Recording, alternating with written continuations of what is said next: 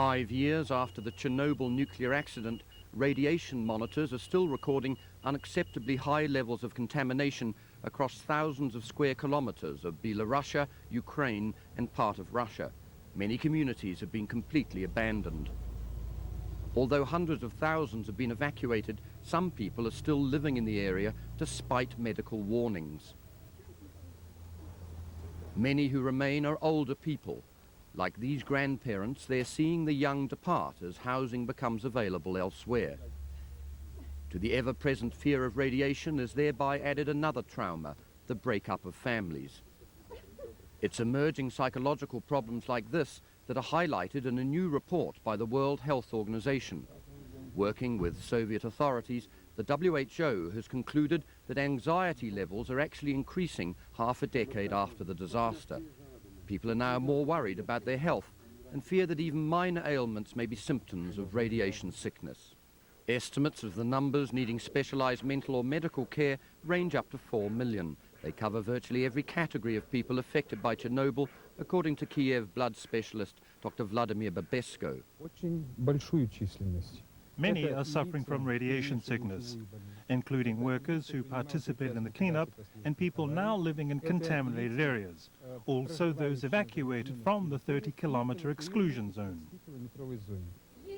These radiation victims are receiving treatment at the Kiev clinic, but facilities like this are limited. Like many in the contaminated area, patients are learning to live with the long-term effects of radiation. Fireman Ivan Hudali helped remove water from under the damaged reactor.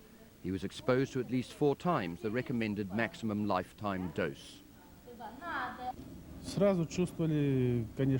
At first, I felt bad. I was dizzy. I had headaches and vomited all the time. Now, I still feel unwell, but occasionally I am better. The unseen demon of radiation plays on everyone's minds. It's a constant source of worry, added to stress caused by shortages of practical essentials. Ukrainian writer Vladimir Javarisky. We need medical equipment. We need hospitals.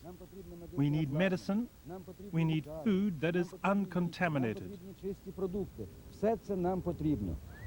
In addition to these urgent practical requirements, something more intangible is needed, an end to uncertainty. The WHO report calls for hard information to be made available to people in the area to counter the anxiety caused by radiation. Beyond its physical effects, Chernobyl is taking its toll on the peace of mind of millions.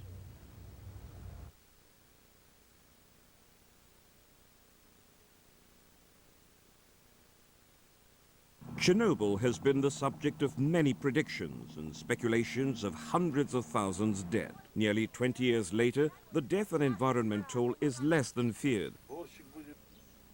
4,000 people may eventually die from radiation exposure caused by the nuclear plant disaster, said the summary of a 2-day Chernobyl forum.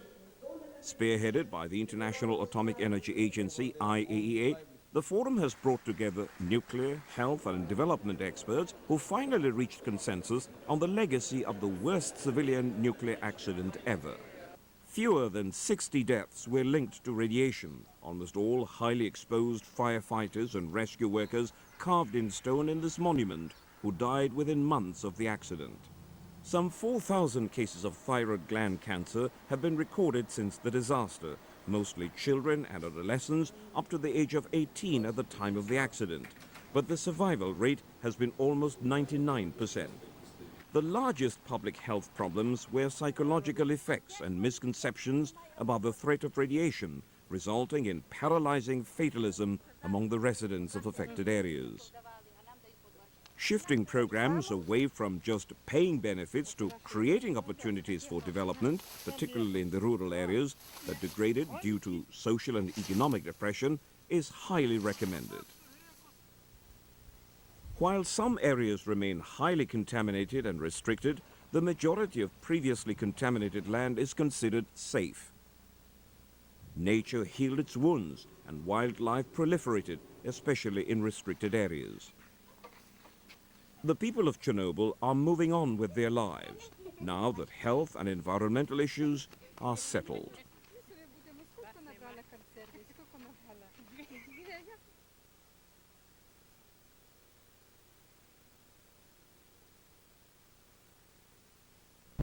The ghost town of Pripyat was abandoned by its citizens after the Chernobyl nuclear disaster in 1986. High radiation levels made it uninhabitable for centuries to come. Grandma Nishta and Grandad Nikolai live in their little hut in the midst of the exclusion zone, an area declared unfit for living. They were relocated after the accident, but eventually returned home, joining the ranks of a few others unable to cope with life elsewhere. To replace the abandoned town, Slavucic was built as a new settlement some 40 kilometers from the nuclear power plant. Here, Alexei and Tatiana raised their two daughters. While debate on Chernobyl continues, a report compiled by affected countries and 8 UN agencies in September 2005 drew conclusions still valid today. The report predicted that the final death toll attributed to radiation could reach 4,000.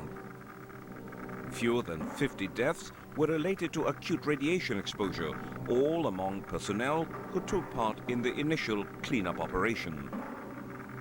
Michael Repacholi of the World Health Organization explains. Well, I think it tells people what the numbers really are, that there's no speculation in that. There is some uncertainty in the values, but it's very close around the 4,000 mark for cancer deaths, and the other speculations are just not valid. In addition, some 4,000 cases of thyroid gland cancer have been recorded since the Chernobyl disaster, mostly among children who were up to age 18 at the time of the accident. However, the survival rate among those affected with the disease has been almost 99%. Also of concern was the lack of employment opportunities in the affected areas. Louisa Vinton of the UN Development Programme.